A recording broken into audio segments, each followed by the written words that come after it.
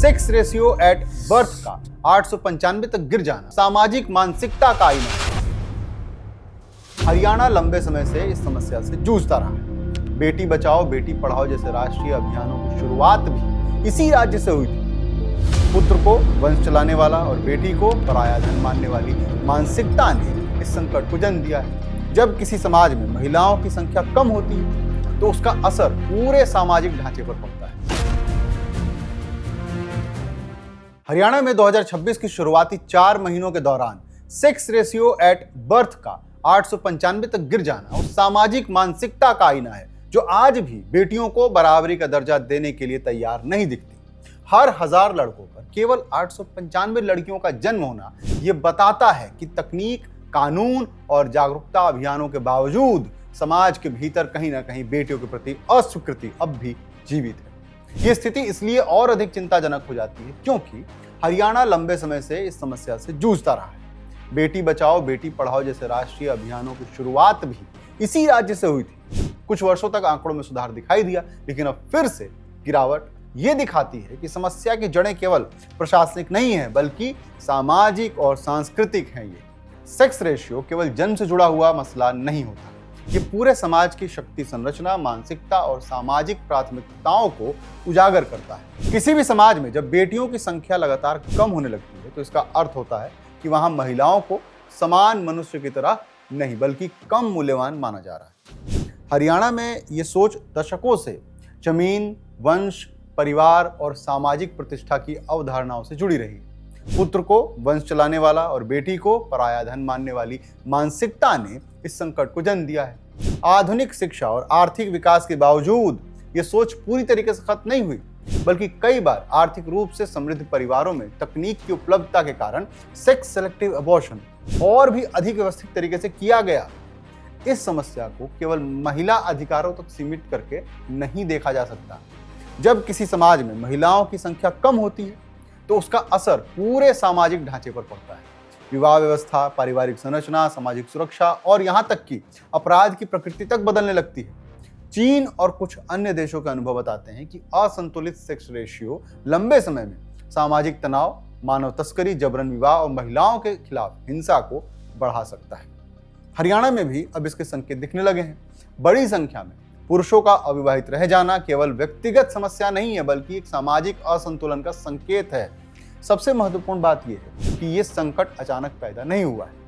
यह दशकों तक चली उस सोच का परिणाम है जिसमें बेटियों को बोझ और बेटों को निवेश समझा गया। इसलिए केवल कानून या सरकारी योजनाएं पर्याप्त नहीं होंगी। समाज को अपनी मूल सोच बदलनी होगी। जब तक महिलाओं को समान अधिकार, सम्मान और अवसर नहीं मिलेंगे तब तक आंकड़ों में कोई सुधार नहीं होगा। हरियाणा का गिरता सेक्स रेशियो इस बात की चेतावनी है कि अगर समाज ने समय रहते अपनी मानसिकता नहीं बदली तो आने वाले सालों में यह समस्या और गहरी सामाजिक उथल-पुथल में बदल सकती है। हरियाणा में सेक्स रेशियो की समस्या को समझने के लिए केवल सरकारी रिपोर्टों को पढ़ना काफी नहीं होगा। इसके पीछे मौजूद पितृसत्तात्मक सामाजिक संरचना को समझना जरूरी है। पितृसत्ता या पैट्रियार्की यानी ऐसा सामाजिक ढांचा जिसमें पुरुष को परिवार, संपत्ति, निर्णय और पावर सेंटर माना जाता है, जबकि महिला को सीमित भूमिकाओं में बांध दिया जाता है। भारतीय समाज में व्यवस्था सदियों से मौजूद रही, लेकिन हरियाणा जैसे राज्यों में इसका प्रभाव और अधिक गहरा दिखाई देता है, जहां परिवार, जाति, जमीन और सामाजिक प्रतिष्ठा की अवधारणाएं पुरुष केंद्रित ही रही हैं। इसी वजह से बेटे को परिवार की जरूरत और बेटी को जिम्मेदारी समझा गया। ग्रामीण समाज में जमीन आर्थिक संपन्नता और सोशल स्टेटस दिखाने के लिए होती है। हरियाणा में कृषि आधारित समाज होने के कारण जमीन का महत्व और भी अधिक है। परंपरागत रूप से जमीन का अधिकार पुरुषों को दिया जाता रहा। ऐसे में बेटे को परिवार की आर्थिक और सामाजिक सुरक्षा माना गया, जबकि बेटी विवाह के बाद दूसरे घर चली जाएगी। ये सोच लगातार दोहराई जाती रही। सोशियोलॉजी में इसे पैट्रिलिनियल स्ट्रक्चर कहा जाता है, यानी ऐसा ढांचा जिसमें वंश और संपत्ति दोनों पुरुषों के माध्यम से आगे बढ़ते हैं। यही कारण कि कई परिवारों में बेटी का पैदा होना वो खुशी नहीं देता जो एक बेटे के पैदा होने से मिलती है। दहेज प्रथा ने भी इस मानसिकता को मजबूत किया है। बेटी का विवाह एक आर्थिक बोझ की तरह देखा जाने लगा। गरीब और मध्यम वर्गीय परिवार में यह डर गहरा होता गया कि बेटी की शादी में भारी खर्च करना पड़ेगा। दूसरी ओर बेटा परिवार की आय, श्रम और सामाजिक प्रतिष्ठा बढ़ाने वाला माना गया। यही कारण है कि तकनीक उपलब्ध होने के बाद प्रीनेटल सेक्स डिटर्मिनेशन और फीमेल फेटिसाइड जैसी चीजें तेजी से बढ़ी। आधुनिक मशीनों का इस्तेमाल समाज के इस पैट्रियार्कल सोच को और अधिक व्यवस्थित रूप से लागू करने के लिए किया गया। समस्या का एक और पहलू ये है कि पितृसत्ता केवल पुरुषों द्वारा नहीं चलाई जाती है, बल्कि कई बार महिलाएं भी उसी सोच का हिस्सा बन जाती हैं। परिवारों में अक्सर बुजुर्ग महिलाएं स्वयं बेटे की इच्छा को आगे बढ़ाती हैं। इसका कारण यह है कि समाज में महिलाओं की स्थिति भी उसी पुरुष केंद्रित ढांचे से तय की जाती है। एक महिला की सामाजिक प्रतिष्ठा भी अक्सर बेटा पैदा करने से जोड़ी जाती रही है। यानी पितृसत्ता केवल एक पुरुषवादी सत्ता नहीं है, बल्कि यह पूरी सामाजिक संस्कृति बन चुकी है। इसका असर महिलाओं की स्वतंत्रता पर भी दिखाई देता है। शिक्षा, रोजगार, संपत्ति और निर्णय लेने की क्षमता में महिलाओं को बराबरी नहीं मिलती। हरियाणा के कई क्षेत्रों में आज भी महिलाओं की मोबिलिटी, पहनावे, दोस्ती और विवाह तक पर सामुदायिक नियंत्रण मौजूद है। खाप पंचायतों और सामुदायिक दबावों ने लंबे समय तक महिलाओं की स्वतंत्रता को सीमित किया। यही कारण है कि आर्थिक विकास होने के बावजूद लैंगिक समानता अपने आप नहीं आई। दरअसल पितृसत्ता केवल महिलाओं को नुकसान नहीं पहुंचाती, बल्कि पूरे समाज को असंतुलित बना देती है। जब एक समाज बेटियों को जन्म लेने से रोकता है, तो वो अपने ही भविष्य की सामाजिक संरचना को कमजोर कर रहा होता है। हरियाणा का संकट इसी गहरे पितृसत्तात्मक ढांचे का परिणाम है। हरियाणा में सेक्स रेशियो की लगातार खराब होती स्थिति का असर अब सीधे समाज की संरचना पर दिखाई देने लगा है। पहले यह समस्या केवल महिलाओं के अधिकार या भ्रूण हत्या तक सीमित लगती थी, लेकिन अब इसके परिणाम सामाजिक जीवन में खुलकर सामने आ रहे हैं। राज्य के कई हिस्सों में बड़ी संख्या में पुरुष विवाह नहीं कर पा रहे हैं। यह स्थिति केवल व्यक्तिगत असफलता नहीं है, बल्कि डेमोग्राफिक इम्बैलेंस का परिणाम है। जब किसी समाज में लंबे समय तक लड़कियों की संख्या कम होती जाती है, तो विवाह योग्य महिलाओं की उपलब्धता भी कम हो जाती है। हरियाणा आज उसी दौर से गुजर रहा है।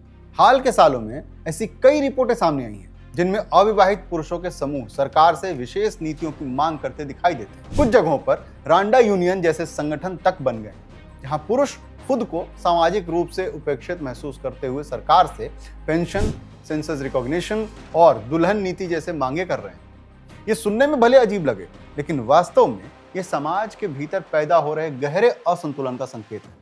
जब एक समाज बेटियों की संख्या कम करता है, तो अंततः वही समाज विवाह, परिवार और सामाजिक स्थिरता के संकट में फंस जाता है। हरियाणा में अब दूसरे राज्यों से विवाह करने की प्रवृत्ति तेजी से बढ़ी है। बिहार, झारखंड, असम, बंगाल और उड़ीसा जैसे जगहों से महिलाएं हरियाणा लाई जा रही हैं। कई मामलों में ये विवाह सहमति से होते हैं, लेकिन अनेक रिपोर्ट्स में ब्राइड ट्रैफिकिंग और फोर्स्ड मैरिज जैसी समस्याएं भी सामने आई हैं। जब महिलाओं की संख्या कम होती है, तो समाज उन्हें व्यक्ति की बजाय संसाधन की तरह देखने लगता है। यही स्थिति सबसे खतरनाक होती है। महिलाओं की स्वतंत्रता, उनकी पसंद और उनके अधिकार पीछे छूट जाते हैं और विवाह एक सामाजिक व्यवस्था बनकर रह जाता है। समाजशास्त्रियों के अनुसार स्क्यूड सेक्स रेशियो का असर अपराध और सामाजिक हिंसा पर भी पड़ सकता है। बड़ी संख्या में अविवाहित और आर्थिक रूप से असुरक्षित पुरुषों के समूह सामाजिक असंतोष, आक्रामकता और मानसिक तनाव का कारण बन सकते हैं। चीन में बेयर ब्रांचेस शब्द का इस्तेमाल ऐसे पुरुषों के लिए किया गया जो विवाह नहीं कर पाए।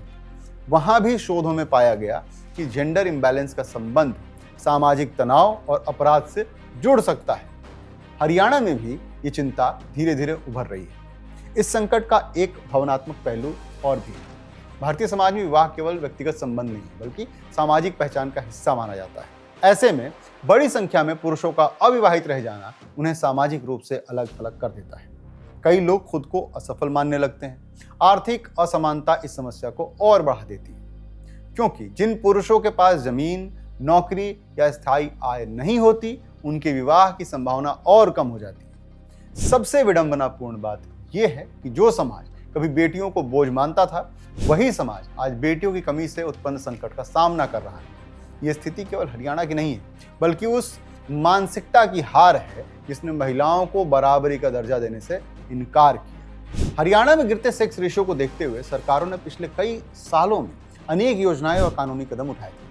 PCPNDT एक्ट के तहत सेक्स डिटर्मिनेशन पर प्रतिबंध लगाया गया, अवैध क्लिनिक्स पर कार्रवाई हुई, बेटी बचाओ बेटी पढ़ाओ जैसे अभियान चलाए गए और बेटियों की शिक्षा तथा विवाह से जुड़ी योजनाएं शुरू की गई। कुछ समय तक इन प्रयासों का असर भी दिखाई दिया, लेकिन हालिया आंकड़े ये साबित करते हैं कि केवल कानून बनाना या अभियान चलाना पर्याप्त नहीं है।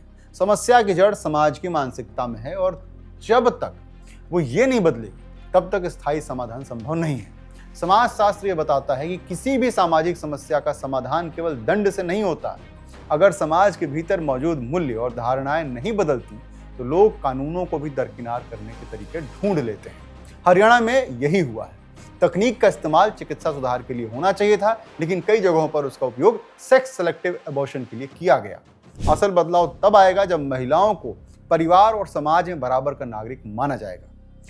इसके लिए सबसे जरूरी है महिलाओं की शिक्षा और आर्थिक स्वतंत्रता। जब महिलाएं आर्थिक रूप से मजबूत होती हैं, निर्णय लेने की क्षमता रखती हैं और संपत्ति में उनका अधिकार सुनिश्चित होता है, तब समाज में उनकी स्थिति बदलने लगती है। लेकिन केवल शिक्षा देना भी पर्याप्त नहीं है, क्योंकि कई शिक्षित परिवारों में भी पितृसत्तात्मक सोच मौजूद रहती है। इसलिए जेंडर सेंसिटाइजेशन यानी लैंगिक समानता की समझ बचपन से विकसित करनी होगी। पुरुषों की भूमिका भी यहाँ बेहद महत्वपूर्ण है। अक्सर जेंडर इक्वालिटी की चर्चा केवल महिलाओं के अधिकारों तक सीमित रह जाती है, जबकि पितृसत्ता पुरुषों की सोच और व्यवहार से भी संचालित होती है। समाज को यह समझना होगा कि मैस्कुलिनिटी यानी मर्दानगी का अर्थ प्रभुत्व नहीं है, बल्कि समानता और सम्मान होना चाहिए। बेटे और बेटी दोनों को समान अवसर देना केवल नैतिक जिम्मेदारी नहीं है, बल्कि सामाजिक स्थिरता की शर्त भी है। मीडिया और राजनीति की भूमिका भी कम महत्वपूर्ण नहीं है। अक्सर फिल्मों में, सीरीज में, टीवी सीरियल्स में और राजनीतिक भाषणों में बेटों को वंश चलाने वाला और बेटियों को घर छोड़ने वाली के रूप में प्रस्तुत किया जाता रहा है। ये सांस्कृतिक संदेश समाज की मानसिकता को प्रभावित करते हैं। इसलिए सांस्कृतिक स्तर पर, कल्चरल लेवल पर भी बदलाव जरूरी है। महिलाओं को केवल त्याग और सेवा के प्रतीक की तरह नहीं, बल्कि स्वतंत्र व्यक्तित्व के रूप में प्रस्तुत करना होगा। हरियाणा का संकट पूरे भारत के लिए चेतावनी है। अगर समाज बेटियों को बराबरी का अधिकार नहीं देगा तो भविष्य में केवल महिलाओं की स्थिति ही खराब नहीं होगी, बल्कि पूरा सामाजिक संतुलन बिगड़ जाएगा। विवाह, परिवार, सामाजिक सुरक्षा और सामुदायिक स्थिरता, सब पर इसका असर पड़ेगा। इसलिए समाधान केवल सरकारी योजना नहीं है, बल्कि सामाजिक पुनर्विचार है।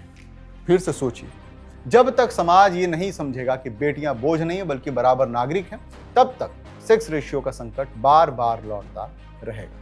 मेरा नाम है करुणेश, आप देख रहे थे बदर भट्टू दुनिया का एक खास प्रोग्राम जिसका नाम है देश कनेक्ट।